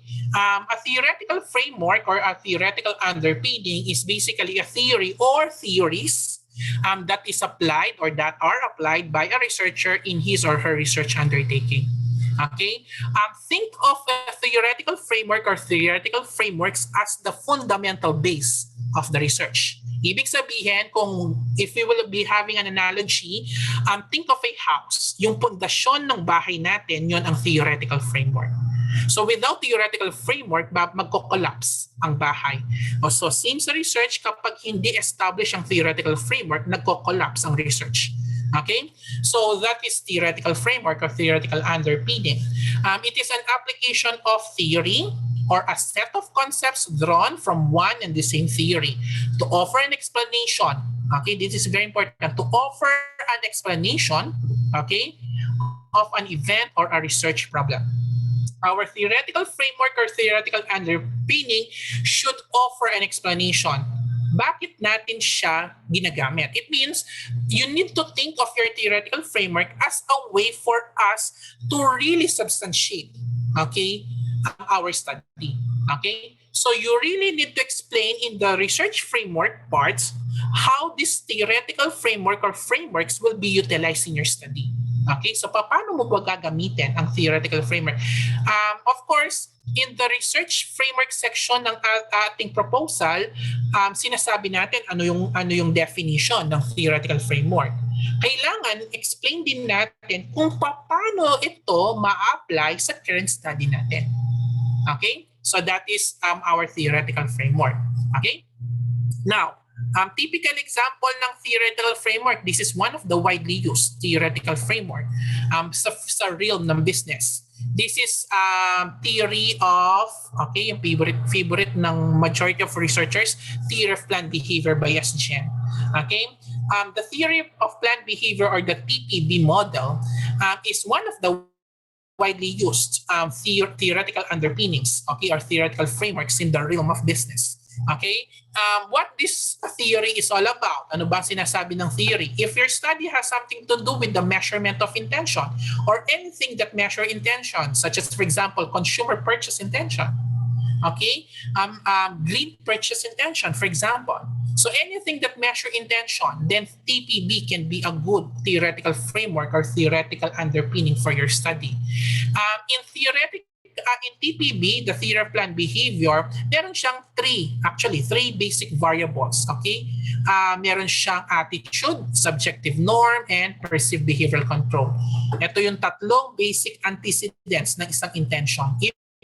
Ibig sabihin, bago magkaroon ng actual action ang isang individual, according to TPB, there are three major considerations. One, yung attitude ng individual towards a behavior. Number two, yung subjective norm niya. And number three, yung perceived behavioral control. Okay? And that intention can be translated into actual behavior. So if your study has something to do with the measurement of intention, then TPB can be a good theoretical framework or theoretical underpinning for your study. Okay? On the other hand, what's a conceptual framework? Conceptual framework is when one single theory is not able to explain the entire research problems that the researcher intends to investigate. He or she may have to synthesize the views on a particular research problem based on theoretical, okay, and empirical findings. Okay? Your conceptual framework is a synthesis known as a model or simply conceptual framework, which essentially represents an integrated way of looking at a research problem. Okay? Your conceptual framework is basically the application of your theoretical framework plus empirical findings. Ibig sabihin, kung for example, ang theoretical framework mo is like this, okay? Ang theoretical framework mo, let's say, is like this, okay? Ito yung sinasabi ng theoretical framework. Ang conceptual framework mo, ini-include natin yung empirical findings. When we say empirical findings, ano yung na mga nakita based sa published papers dito sa theoretical underpinning na to. So most probably, meron mga published paper na sinasabi, meron pang another variable such as Z that can influence intention, or maybe there will be another variable such as X that can moderate the relationship of A and B. So tawag natin dyan, this is your empirical findings. Okay, so these empirical findings are embedded now in your theoretical framework. So, kapag pinagsama natin yung ating theoretical framework and yung empirical findings, nabubuo natin yung ating conceptual framework. Kaya sinasabi natin, your conceptual framework is a synthesis. It is an integrated way of looking at the research problem. Okay? Now, conceptual framework can be defined as an end result of bringing together a number of related concepts to explain or predict a research scenario. Ibig sabihin, your conceptual framework is basically an end result. This is a diagram or a figure that shows the interrelated concepts that you will be exploring or investigating in your research undertaking. Okay? So that is a conceptual framework. Magbigay lang tayo ng mga examples.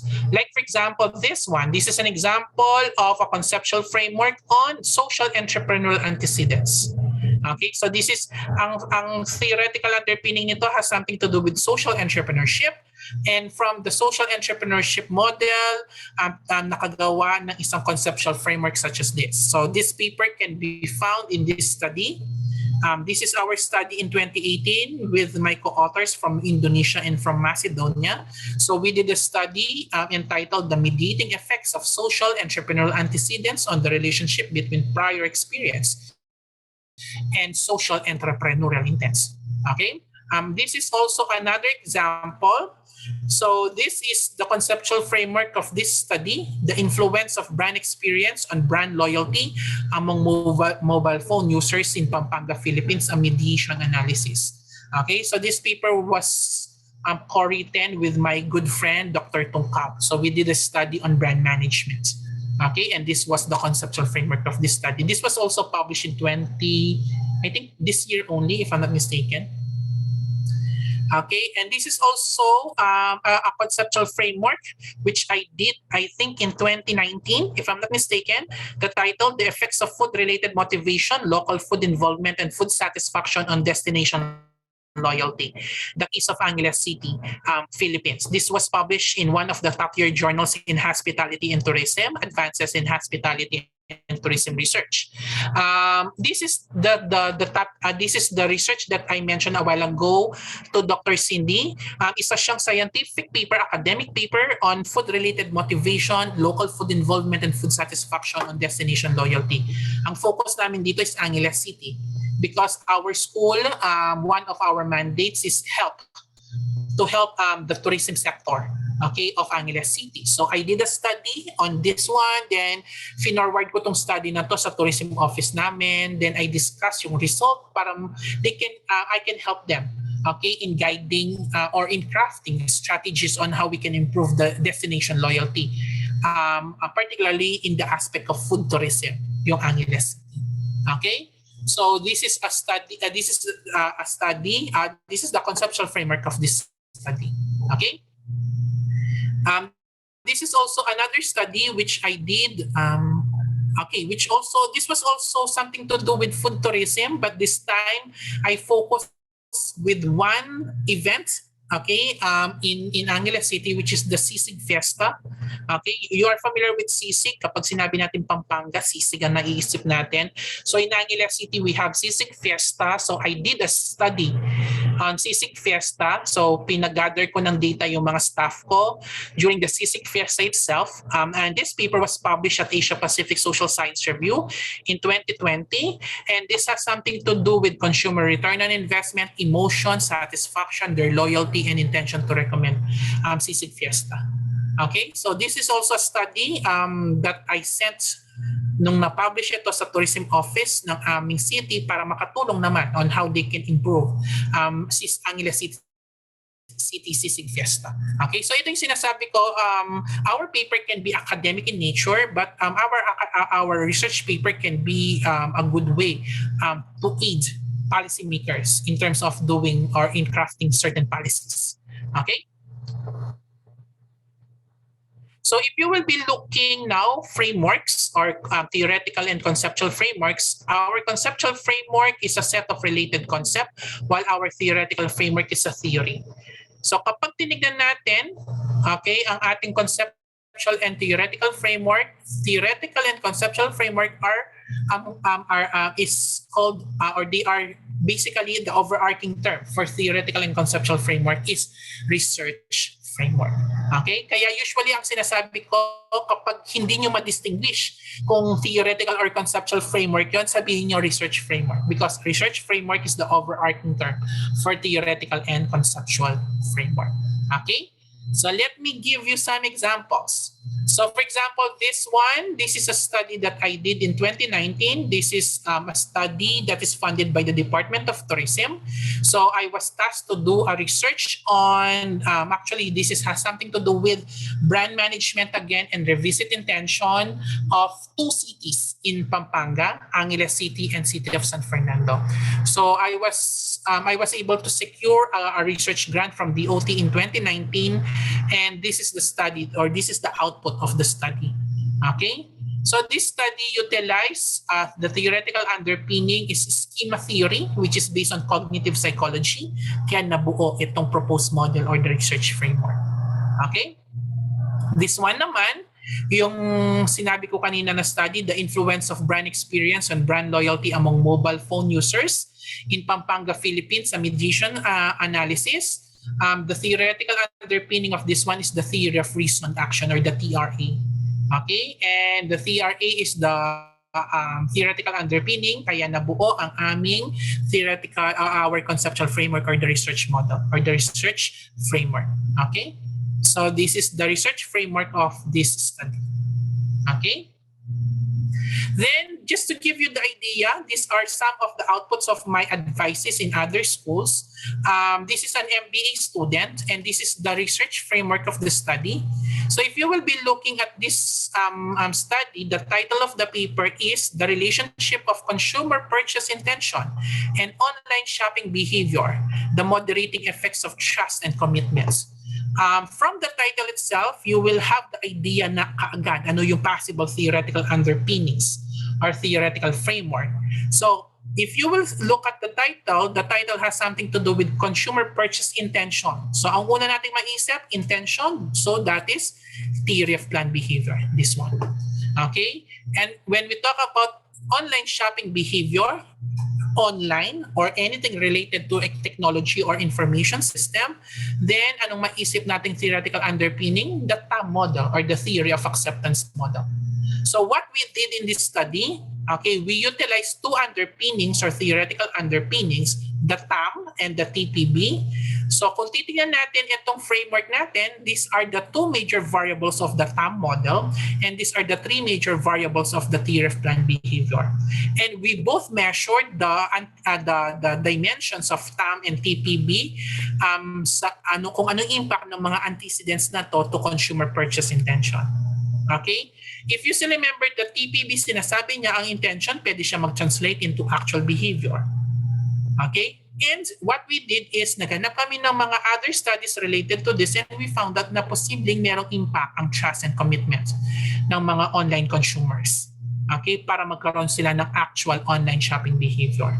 So you will see here, this is the study of this MBA student, and the topic has something to do with consumer purchase intention and online shopping behavior. Kaya nabuo ang study na to. Okay? Another example is this one. So this is a study of one of my advices in one school also here in Pampanga. DBA naman siya. Sa amin kasi ang DBA meron siyang specialization. So her specialization is hospitality and tourism management. Okay, and this was her dissertation. So from the title, this is the title, The Relationship of Green Practices of Hotels and Intention to Visit, the Moderating Effects of Green Behaviors, Environmental Awareness, and Perceived Effectiveness. Okay, and there are also two underpinnings or theoretical frameworks that we use. Again, we use TPB kasi nga meron kami intention to visit. Then we use another model, which is the model of goal-directed behavior. The model of goal-directed behavior is related to these two variables, environmental awareness and perceived effectiveness. Okay, so you will see here what we did is the antecedents of TPB was utilized to measure yung level ng intention to visit ng mga respondents, and at the same time, in order for us to make this study quite different, we utilized the dimensions of model of goal yours. Sa klase, Carl. Okay, so we use the dimensions of model of goal-directed behaviors as moderators. Okay, so kung titingnan mo siya, the title has something to do with moderating effect of green behaviors. Of course, in this study, ginawa din namin siya medyo complex. Ang TPB, ginamit din namin sila as moderators. Okay, aside from antecedents of intention to visit. Okay, kasi nga ang estudyante dito is DBA, so kailangan medyo complex ang model niya. Okay, so this is also the study on how we can properly apply yung ating theoretical and conceptual frameworks. Okay, so these are examples. Now, if you will be looking, yung example natin a while ago, so if you will be looking our example, this one, yung kanina, if you still remember, yung brand evangelism, yung altruism. So in that study of my student, the model or the theoretical underpinning that she utilizes the CAB model. CAB model is used in marketing, but it originates in psychology. Okay, the CAB model is cognition affect behavior model. Okay, so kung babasahin mo yung kanyang theoretical underpinning, sinabi niya dito kung ano yung CAB at kung paano niya gagamitin yung CAB sa kanyang study. So very important dun sa section na research framework ng estudyante natin na ma-identify niya ng tama ang kanyang theoretical underpinning para mabuo niya ang kanyang conceptual framework. Moreover, kailangan ang estudyante natin ma-explain niya ng mabuti kung paano gagamitin yung theoretical underpinning niya sa study niya. Okay, so he or she needs to justify and explain why this underpinning is the appropriate underpinning, and at the same time how this theoretical underpinning will be utilized, okay, in his or her thesis or dissertation. Okay, so kung titignan natin yung study, okay,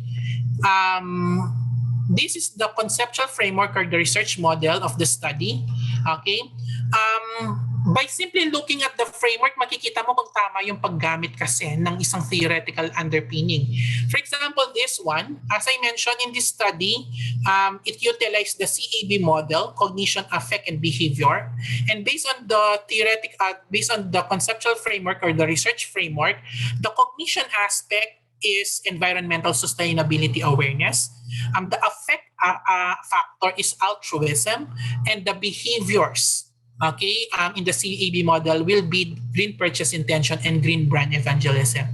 Ibig sabihin, yung CAB model was utilized to explain which part of the model will be part of the cognition, which part of the model will be part of the affect, and which part of the model will be behaviors. So kailangan na-explain ng mabuti yan sa research framework section ng proposal ng estudyante. And number two, paano natin malalaman kung tama ang kanyang conceptual framework or the research model, okay, in general. The research model should also magnify kung ano yung magiging hypothesis or hypothesis ng study natin. You will see here, dito sa model na to, nakalagay na yung mga hypothesis. Meron siyang H1, 2, 3, 4, and 5. And this hypothesis, okay, or each line here in the research framework reflect yung mga research hypothesis ng study. So kung ilan yung hypothesis na naka-reflect, or ilang arrows meron ka dito sa framework mo, kailangan naka-reflect din yan or nagmamagnify din yan sa mga hypothesis mo. Then, from your research framework, pwede mo nang explain kung anong ibig sabihin ng figure. So, ito yung simple explanation niya on this figure. Okay? So, that is the importance ngayon ng ating research framework sa study. So, if you will be looking at our research proposal, ang unang part is your introduction. Yung second part natin is yung framework natin, research framework. And yung introduction natin and framework natin naka-align. If you still remember in the introduction, I mentioned that your introduction should be from general to specific. You're going to end your introduction with the research gap.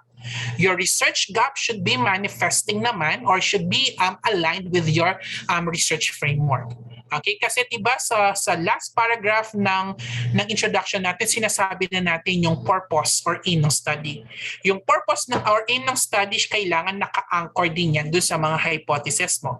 Ang hypothesis mo, kailangan naka-reflect yan sa framework mo. From your framework, come up with a concise explanation na anong ibig sabihin ng framework. Okay? So those are the two important factors kapag pinag-uusapan natin ang research proposal. So we have the introduction, then we have the research framework. Okay? So I think I'm going to end my morning presentation dito muna. Then i-discuss ko in the afternoon section yung other aspects pa that are very important on the research proposal, okay, ng ating estudyante. Okay, so I'll close muna this one, and if you have any question, you can now ask me questions related to the topics that I discussed.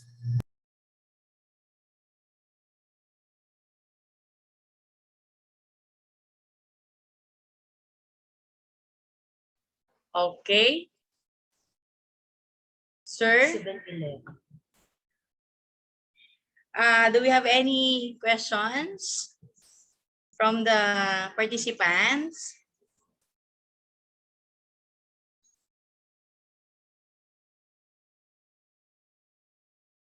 Or you may opt to unmute po your microphone so that you can directly ask our speaker. Parang Doc Lakap wala ata. Very overwhelmed sila sa today's workshop or lecture. Ayan po si Ma'am Keres. I think Ma'am Keres is raising her hand. Hi Ma'am, you are recognized. Sir, good morning po, Ma'am Chris. Good morning.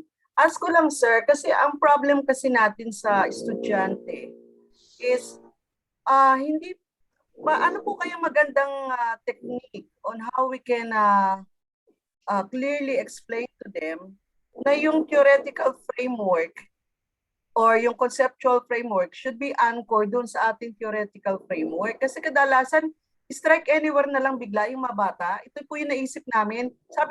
Kaya nga ang kino-question ko is, ano ngayon ang use ng theoretical framework nyo? Hindi ko makita yung any variable na meron doon sa conceptual na ginamit yung theoretical framework. Paano kaya, sir, natin ma-explain sa bata iyon na talagang maintindihan nila?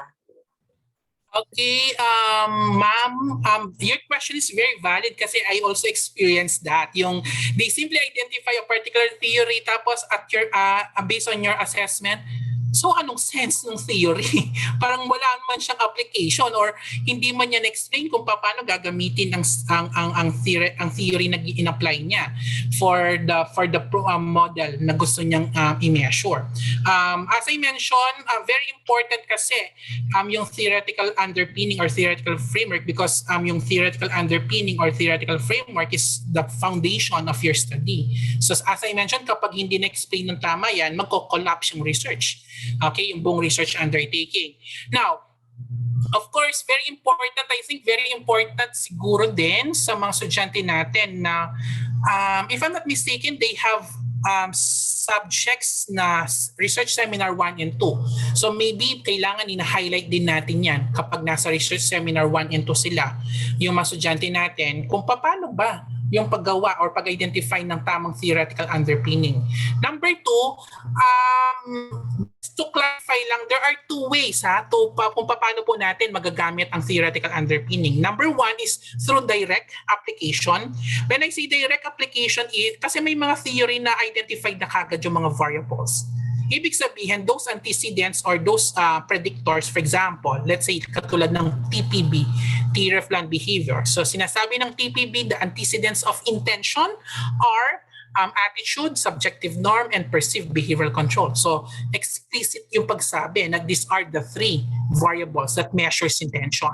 On the other hand, meron din tayong mga indirect way on how to apply theoretical underpinning like the use of CAB, cognition, affect, behaviors.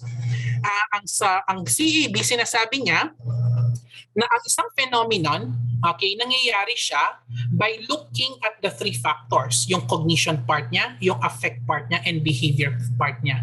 Okay? So kailangan, kung gagamit ka, for example, yung unang klase ng theoretical underpinning, like yung direct, yung explicit na kaagad na nasabi na yung mga variables or yung mga antecedents, for example, dapat nagmamanifest na po yan sa ating proposed model. So kailangan, kung explicit na sinasabi niya that these are the variables that affects intention, okay, then those variables should be manifesting in the proposed model. On the other hand, if the theoretical framework is indirect, ibig sabihin, sinabi niya na in-explain niya yung theoretical underpinning based on the phenomenon. Okay, then the researcher need to properly identify ano doon, okay, yung aspect ng phenomenon. Like for example, dun sa CAB model, ano yung cognition part ng model mo? Ano yung affect part ng model mo? Ano yung behaviors part ng model mo? Okay? So those are the different ways on how we can properly identify yung tamang theoretical underpinning.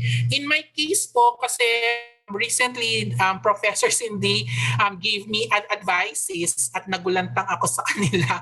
So, kasi biglaan yung binigay. But what I did is like this. So I met them virtually and I tried to explain muna. So parang binigyan ko sila ng mabilis ng crash course sa paggawa ng proposal. So from there, I explained properly to them kung paano nila ma-identify yung kanilang theoretical underpinning. I also gave them hints on how to properly identify. Kasi yung pinakamadaling way para natin ma-identify yung theoretical underpinning is by, again, reading the literature. Tingnan mo yung mga similar studies ng katulad ng study nung sayo, then try to identify ano yung theoretical underpinning na ginamit niya. So from there, magkakaroon ka ng idea kung yun ang posibleng theoretical framework or theoretical underpinning ng study. Okay? So yun po ang aking sagot sa question ni Prof. Jessie. Alright. Prof. Keres, very well explained ba ang answer ni Doc Lakap sa iyong question, your inquiry? Na-satisfy naman, Madam? Ay, wala na si Madam. Yes po. Ayan. Thank you, Okay. sir. Okay, thank you to Ma'am Ke. Sir, ako may parang tawag dito. Medyo hindi ako enlightened sa part na to. Yung sa mga undergraduate kasi talagang academic paper yung ginagawa nila. The chapters 1 to 5, di ba?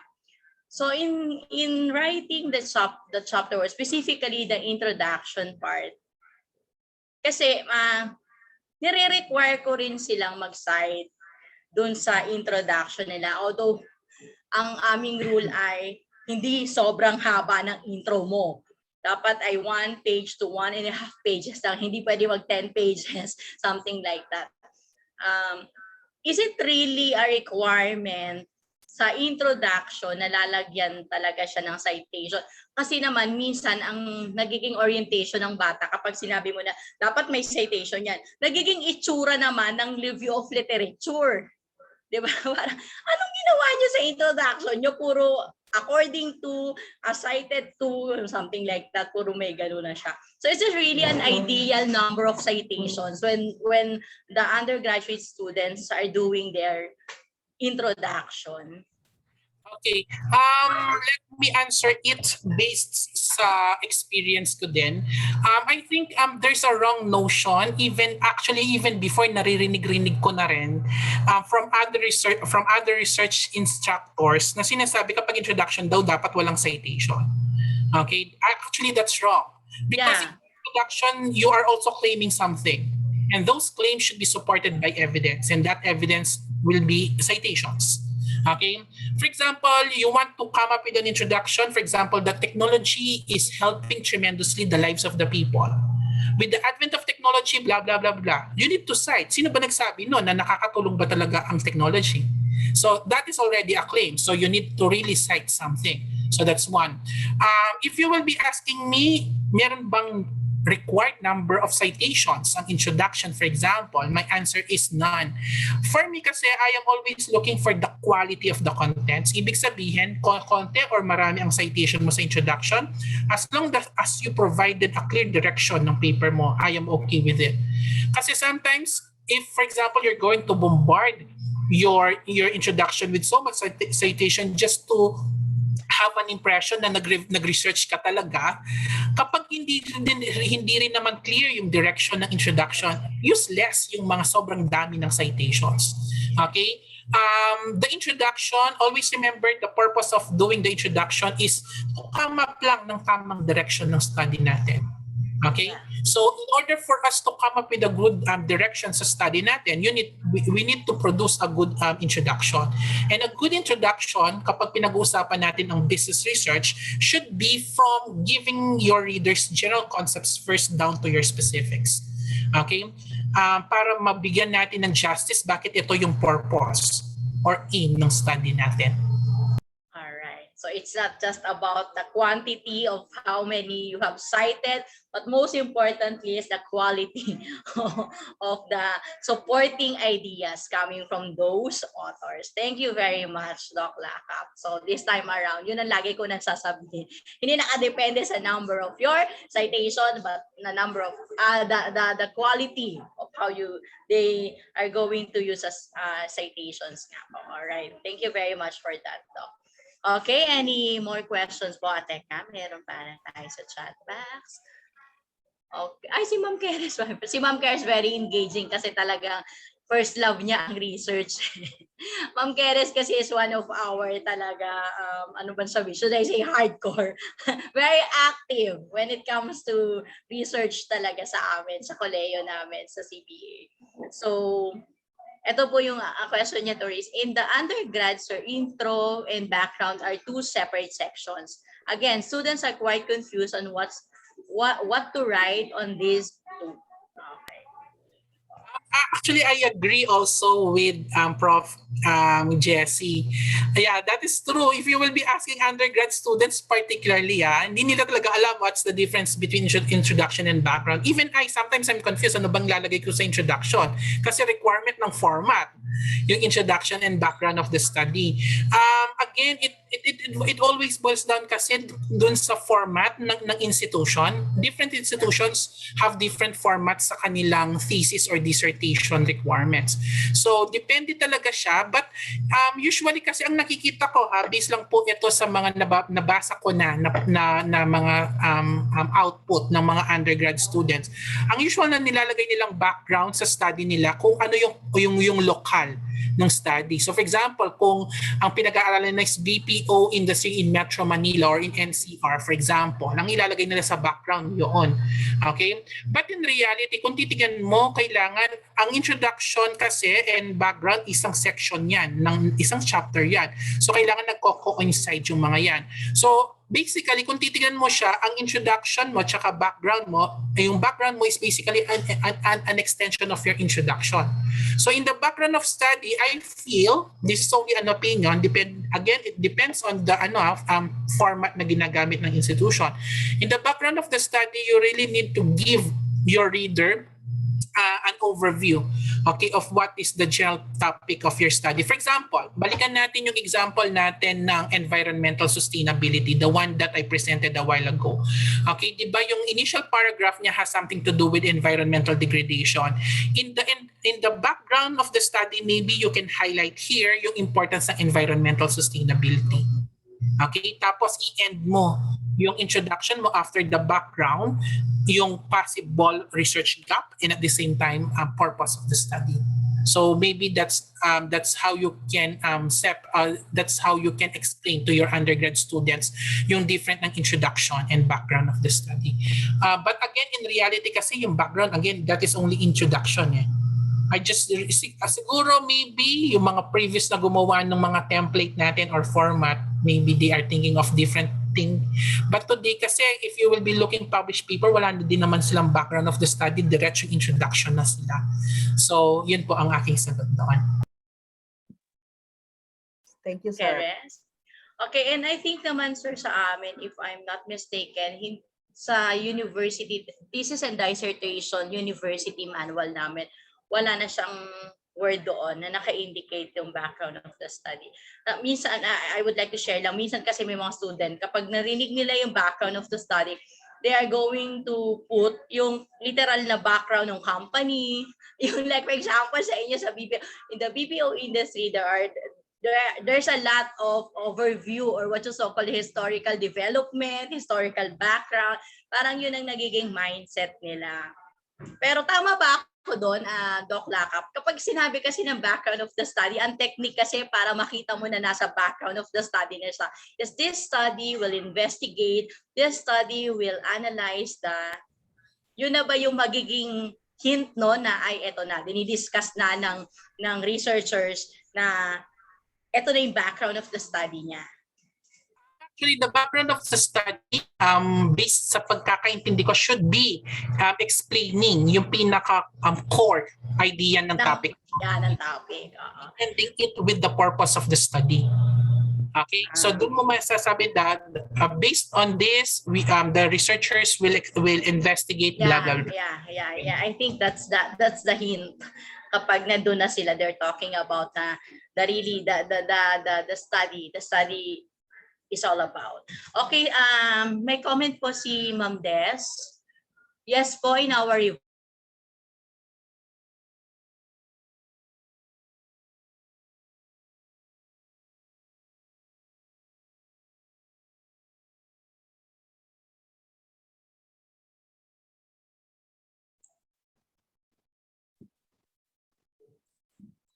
Na-log out po yata si Ma'am Chris. Yeah, mukhang nawala po siya ng connection. Yes, true, sir, na yung sa ating revised thesis and dissertation manual ay yung background po ay kinat na. Kumaga ito sa combine na po yung introduction and background. And to my opinion naman po, lagi kong pinapaliwanag sa kanila, when it comes to introduction, we are looking on a general scope of what the study is all about. And then pagdating po doon sa background section na yun, is yung sinasabi ko, kumbaga sa isang cake, you are just now slicing a piece of that particular cake para po masabi na yun na po yung background. nung isang particular study. And pag ganun po yung inintroduce ko sa kanila, sa mga estudyante, medyo nakukuha na po nila na from a general scope, now we are now going to a specific topic na dapat ninyong ma-take up. Yun po. Yeah, tama po yun. Sir, may I ask a question? Yes po, Sir Ronnie. Kasi po yung I agree with Ma'am Jess kasi we usually do that na we try to analyze ano ba yung existing problem with that particular community. Then how did they come up with that particular aspect na problem? Yun yung magiging background. So together with that, magiging introduction na siya. And another thing is, do we really need to have a conceptual framework wherein the theoretical framework itself already has completely come up with the entire research? Actually, sir, your theoretical framework, as I mentioned, is the foundation of your research. The reason why we are developing our conceptual framework is because we really want to expand the study based on theoretical framework. Ibig sabihin po, for example, let's say na-identify natin na ito yung variables na ito yung variables ng let's say TPB, theory of planned behavior, na nakaka-affect ng intention. Kasi kung yun ang pag-aaralan natin, meron na kasi po mga existing studies on that. Ibig sabihin na pag-aralan na rin ng prior studies. Kaya ang ginagawa natin, we try to identify other empirical studies that we can embed sa ating theoretical framework para magkaroon tayo ng substantial conceptual framework. Kasi sir, kaya ako natanong kasi usually, di ba, input, output, and input, process, output ang ginagamit. So that sabi ko, will you try to conceptualize another out of that input, process, output para lang magkaroon talaga ng mas magandang output yung research nyo out of that particular input, process, output na theory, theoretical framework? Yeah, I agree kasi I think naging tradition na rin sa ating mga research class yung IPO model as their framework, which kung titignan natin yung emerging concepts and perspectives sa research, hindi ginagamit yon. Kasi the input, process, output simply identify what are the inputs, like for example, lalagay natin doon yung demographics, ano yung mga variables, process, kung ano yung mga gagawin nating statistical test, yung output, ano yung possible output ng study. If that would be the case po, kasi hindi natin nakikita ano ba talaga yung gusto nating i-measure. Are we really measuring yung interrelationships ng variables natin? How do we factor in the demographics kung meron man tayong gustong i-factor in ng demographics? That's the reason. Personally, I do not suggest the IPO model. Instead, it must be a conceptual framework. The conceptual framework kasi will give the readers the idea on what are the different, for example, relationships or interrelationships that you want to establish in your research paper. Saka sir, doon po lumalabas di po ba yung mga intervening variables when you establish the conceptual framework? Opo, Thank yung you mga very much, sir. variable natin, yung mga interaction variables natin like mga moderators, doon din pumapasok. Maybe, I think, kung hindi today, mamayang hapon, or tomorrow, I will also be discussing more on that. So that we can also help our students on the reasons why sometimes it is a must for us to identify some intervening variables or some interaction variables. Kasi yung mga intervening in interaction variables can also be a source of research gap. Thank you very much, sir.